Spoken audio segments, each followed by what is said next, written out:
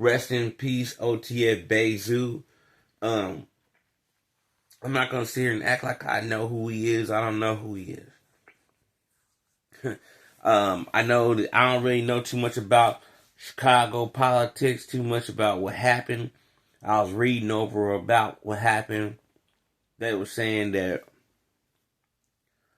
something about two watches or something like that, but nobody really knows. This is what I'm saying. Everybody comes with these speculations and become investigators when someone dies and try to tell you how they died. You wasn't there.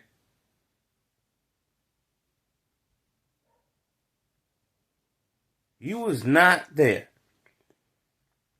You was not there. How do you seen the same footage that I just saw of him getting ran down? You don't know by who, because they had some people with hoodies on, scullies on, ski masks. You didn't see nothing. All you seen was hoodies and ski masks, people dropped to the ground. Now, was they lacking? They was lacking. Why was they lacking? I mean, there's pretty good reasons why you're lacking. Maybe because you're 35 years old. Maybe because you had you had something going on where you was just doing something as far as like handling business, and you didn't think somebody was on your trail. See, the thing about black people is, no matter how many years go past, no matter how many years go past, it don't matter how many. See, white people, you can slap a white person tomorrow, they love you forever, buy you drinks, everything. Forget about the whole slapping. Like, it's nothing. It was just, hey, pal, I'm over it. I'm over it, pal. It's all good. We have a drink. They never like. I mean, the movies they show that, oh, he got to get back for killing his daughter or something. I mean, that's different. I'm just talking about for average, smack here, smack there. White dude buy a drink, forget all about it. Mexicans, it might take them a week or so. It might take them a month, but they'll get over it, buy you a drink, chill with you. Black people never get over it. I don't care if you choked a black person out in preschool. They will never forget that moment, and they will do some evil to get you killed based on what you did in preschool. I know people that died, and this dude, the dude that died took his stuff way back when we was in high school. And dude died. And so-and-so died. Yeah, after that nigga, you know what I'm saying? That dude robbed me, man, in 10th grade, man. 10th grade? We're 40 years old. You over here talking about 10th grade. He robbed you in 10th grade. So you mad that he died because he robbed you in 10th grade.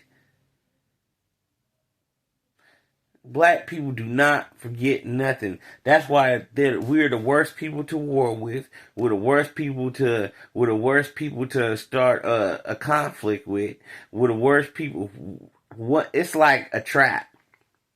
Once you get into it with a black person, any black person, it just never stops. If they're not tripping, their cousin's tripping. If their cousin's not tripping, their brother's tripping. Brother's not tripping, sister tripping. Sister not tripping, friend tripping. Friend not tripping, other friend tripping. Other friend not tripping, other friend tripping. Somebody's always tripping. And it just never stops. It never stops. And see, the thing is also, you gotta look at it like this. It has to be a whole bunch of built up hate inside you every day, being a black person, for you to feel like you need to get at somebody for doing something to you years ago. Built up hate. Man, I was like a month ago, I was walking down the street. I was talking to one of these workers on the phone about my social work. And I was talking to the lady, and we was having a good conversation. Next thing you know, this car rolls past me.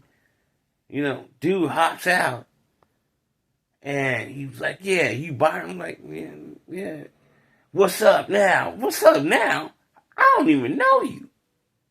I swear I ain't never seen this dude. I couldn't even recognize who he was. Probably last time I seen him was like 15 years ago. He was like 6'1", he probably like 5'11" to 6 foot. This dude hopped out like 6'4", 250, huh? I want to fight. For what? I'm trying to figure out for what. But I didn't even know who it was at first. I'm just because he got tall, so I didn't know who he was, and I was sitting here trying to tell him, I don't even know who you are. But then after doing investigations and stuff, after I found out who it was, but by that time I don't know, I ain't seen him again. But my whole point is this: he was tripping off something that happened 15 years ago. I ain't seen dude in the streets for 15 years, and then all of a sudden you come out of nowhere, hop out of a car, and try to take me down. I don't even have the anger that you have. That you had back then. I don't have that anger towards you like, but if you want to get back at me for something that happened 15 years ago, go ahead. If I ever see you again, if you ever run into me again, I'll be prepared this time. If I ever see you again, if you ever feel like you need to run up on me again over this 15-year-old bullcrap, I will be prepared this time. If you ever feel you need to run up on me about anything that happened 7 to 10 to 15 years ago, I will not end up like Bayzoo, buddy. You get what I'm saying? Bayzoo got caught slipping for something that he did way back in there. All these dudes, man. That's why, and it's terrible because in Chicago, you can tell most of them dudes and driller dudes, they ain't had no money. If their homeboy ain't a rapper, if their homeboy's not a rapper and fronting their money like Lil Durk and King Von, if their homie's not fronting their money, they don't be having no money. They just be having a gun. They don't be having no money at all.